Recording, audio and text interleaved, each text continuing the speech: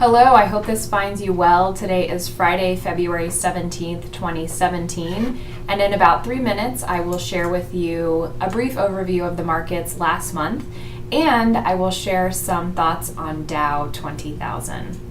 Stocks started off the year on a pretty positive note around the globe. Here in the US, the S&P 500 returned 1.9% following December's 2% gain.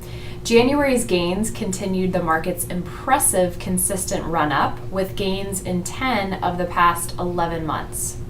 Volatility remained low with the S&P 500 trading in its narrowest monthly range in any January in history. Developed international markets also performed well in January, with the MSCI EAFE index returning 2.9% after its positive return of 3.4% in December.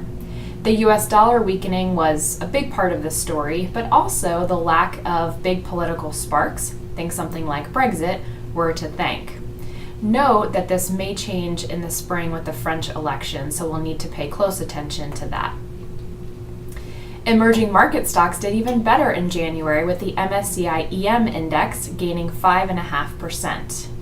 Even despite the risk of souring trade relations with China and Mexico, which I'm sure you've heard plenty about in the news, China was up nearly 7% and Mexico up more than 2% for the month. There's not a lot to report in the bond or fixed income markets last month. Treasury yields were largely unchanged, and the Bloomberg Barclays Aggregate Bond Index returned just 0.2% for the month. But it's important to mention that this January was dramatically different than last January. If you remember, this time last year, the S&P 500 was down almost 12% year to date. So as you know, the big financial news last month was the Dow reaching the 20,000 mark. It was something we were waiting a while for, and it was the first time in its 120-year history. This historic milestone occurred during Donald Trump's first week in office, no less. So what could happen next? Before answering that question, let me break down the most recent milestone level.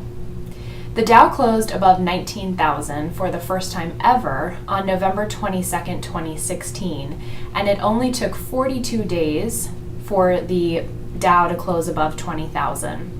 This was the second fastest 1,000-point move ever, with the 24 days needed to go from 10,000 to 11,000 in 1999 being the fastest.